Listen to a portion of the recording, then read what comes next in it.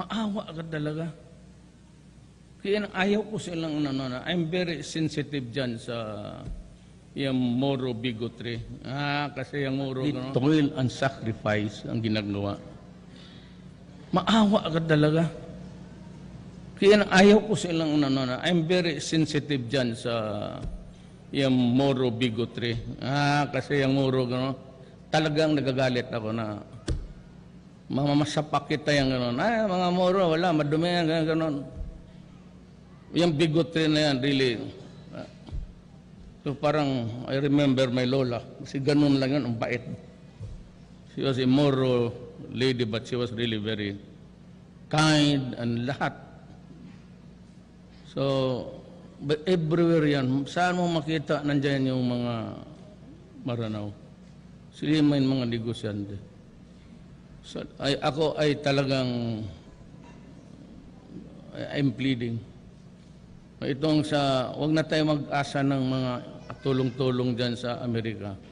Kasi every time they criticize me, hanggang itong Goldberg na ito, ayaw ko na lang mag-insulto. Hindi niya alam, siya ang nag-upisa ng away during an election, nakihalo siya ng salita, which was not to be done by an ambassador, kung lalo na kan dayuhan ka. At itong yung maraming patay, at alam namin yung lumalaban talaga yan,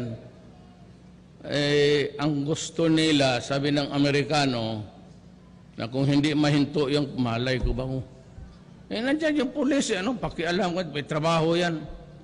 Anong enkwentro yung araw na yan, ako ang sinisisi. And I'd like to send this message once again, and for the last time. You talk to us as if you are still under your mga colony time.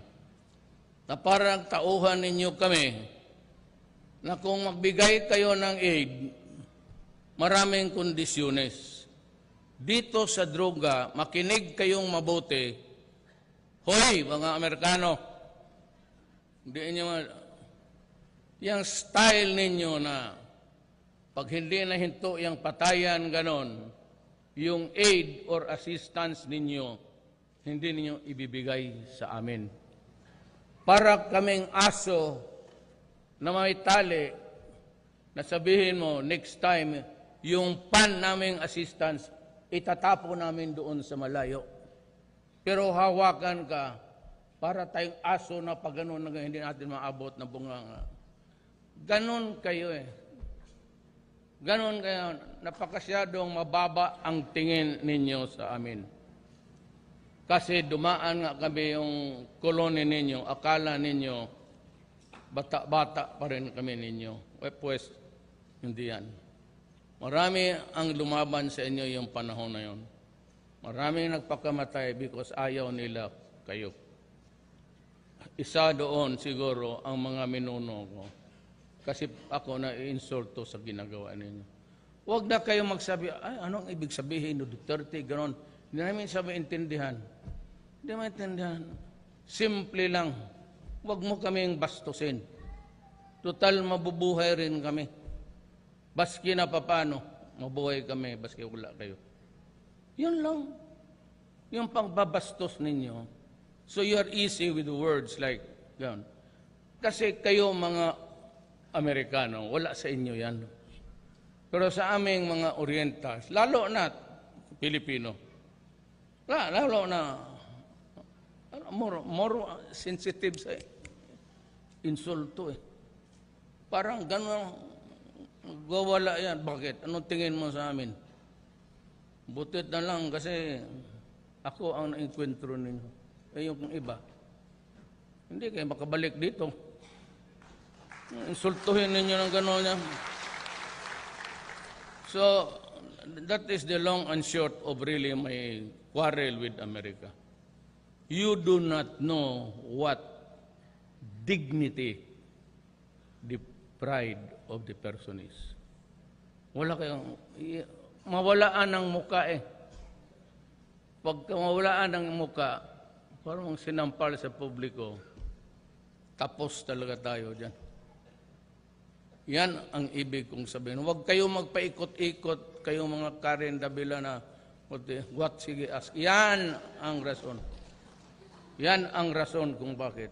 Diretsuhin ko na lang. So, yung assistance ninyo, hindi na lang yan. Kasi at ako'y naghanap naman sa China, sabi ng China, okay, we will provide you with assistance. Sabi naman ng Japan, hindi naman pinag-usapan yung aid. Masabi na tutulong sila. Sabi naman nila sa Russia, sila Medvedev kasi nakausap ko sa Laos, pumunta ka rito at nandito yung lahat na kailangan mo, ibibigay namin. Mag-usap lang tayo. So doon walang problema. So pag wala tayong pagkain, wala man rin silang tanim doon kay snowman. Padala mo na lang kami ng snow. Slow na lang kakainin. Gano'n. Ayaw ko na magmura kasi baka sabihin nila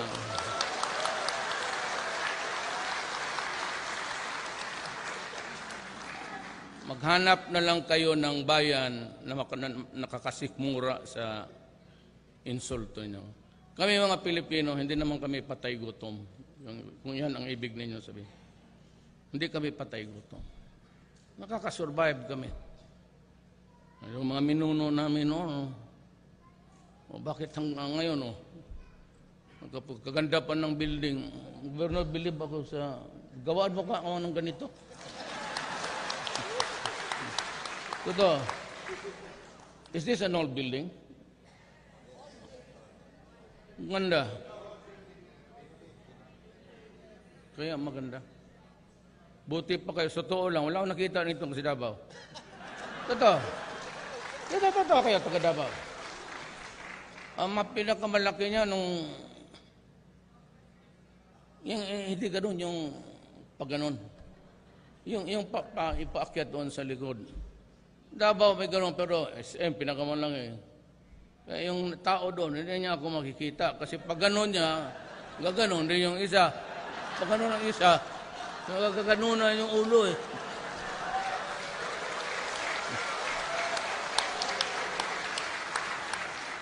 Wala ito sa alam ko madalas kayo sa Saan? Saan kayo nakikita ng ganito? Ako, pangalawang nakita ko, Silliman University. Pakaganda, ganito. Yung pag gano'n, European style yan eh. Yung makita mo yung Congress na Parliament, napataas. Kaya yung sa likod, walang gano'n. Kami sa Congress noon, marami man kayo, gano'n rin. Ako ang nagsalita doon, ang mataas yung sa rostrum. Doon nakita. Ito dito sa inyo, walang masahe pagkatapos kasi wala step neck. Nakaganon kayo. Yung spine mo nakabalita. Dito, level. Believe ako. Sabi ko na nga eh. Sabi, ayaw nila maniwala. Sabi ko, bright yung Maguindanao. Maniwala ka dyan. Kunyari, walang alam pa. Bright, wala ito sa Davao, totoo. Saan? So, siguro next convention sa Lions, dito na lang tayo. Kaya sabihin mo niyan sa mga, ano yung bumba-bumba? Paano? Mga turista lang, pera rin yun, income rin. Huwag muna, mga ceasefire tayo, mga 6 years. Tignan mo, gaganda ang... Ano naman kasi baka, huwag kayo, baka magbumba. Okay, bakit? Sa Davao, wala. Ay, nako. But better still, hindi kasi lahat ng kapwa natin kapareho. Alam ko may mga radical ganon, but if you can just hold on to allow people a respite, ilang kunting panahon lang para maka... nainggit talaga ako. Kaya kanina pa ako kangan. Totoo. I'd like to congratulate you.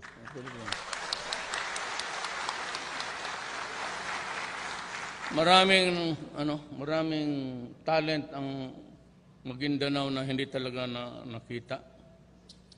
Hindi naka-sekreto lang. Hindi naman tinatanong kasi. But I would like to guarantee you that in my time, panahon ko, kasi ako lang ata ang talagang na-elect presidente na may dugo. In my time. Sabi, amin mo na lang, wag mo na ngayon. Sa sunod administrasyon pa, pag niloko na naman ulit tayo. Pero if there is the federal type already set and there's an election before 5 years, 4 years, ako mismo, I will resign. I give you my word, I will give way para federal. Hindi na magtagal because the Deputy Minister of yung assistant ni Najib is in Davao. Kaya pala, now I remember why Mamao is not here. He's there at the airport waiting for the plane of the Premier. So, napapasalamat ako sa inyo for magandang building and for your cooperation. At least may magkayabang ako pagdating doon. May magsabi ako, tingnan mo sa tingnan mo ako sa Cotabato, punta kayo. Pagdating, bakit? Akala ko ba, ang dali lang ninyo. Sir, hindi man kami nakadaan. Pagdating dito, checkpoint ng Army. Tapos dito, MILF. Mayroon MN. May pulis. Sabi namin kung ganito, uwi na lang kami. Pero except really if it is necessary. Only if it is necessary. Only if there is specific reason to do it. I am ordering all checkpoints dismantled.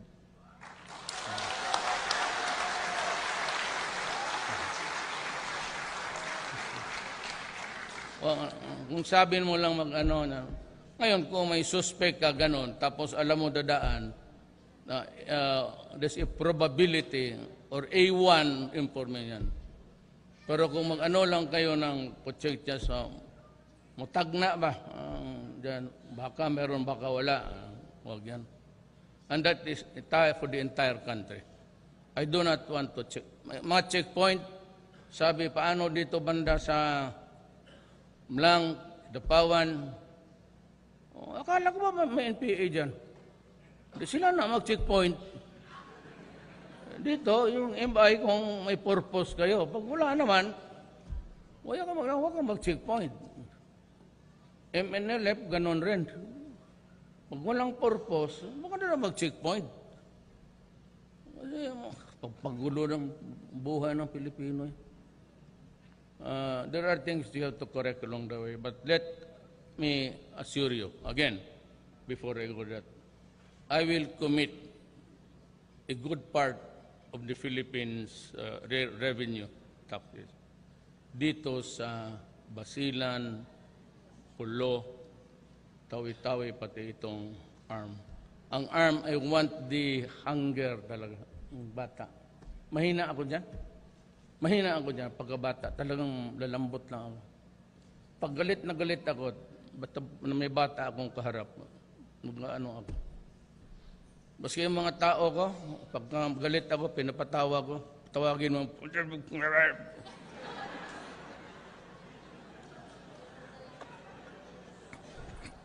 pagdating dyan, dala-dala bata, pati yung anak. Sir, pinatawag mo raw ako. Sir, anak ko, pati asawa ka. Huwag mo na lang ulitin. Ako nung mayor ako, magpara ako ng violator sa traffic. Basta may nakita ako asawa, pati anak. Sabihin ko lang, huwag mo nang ulitin. Ayaw ko kasi mapahiya yung tao sa harap ng pamilya.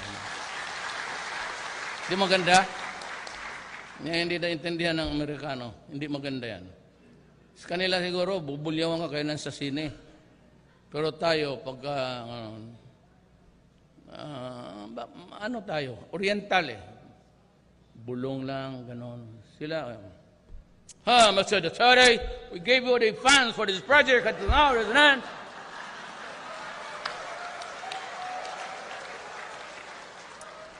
So if there is no project, why don't you go home? Sila nag-umpisa na, hindi ako. Kinikriticize nila ako yung basta dyan sa droga. Buhay ko, pati pagka-presidency ko, itaya ko. Tataya ko talaga. Nakaposta yan. Pero kung sa trabaho, serbisyo sa inyo, walang problema yan. At ako, kilala naman niya ako, even as mayor. Pag nagsalita ako, tutuparin ko yan. Maraming salamat po.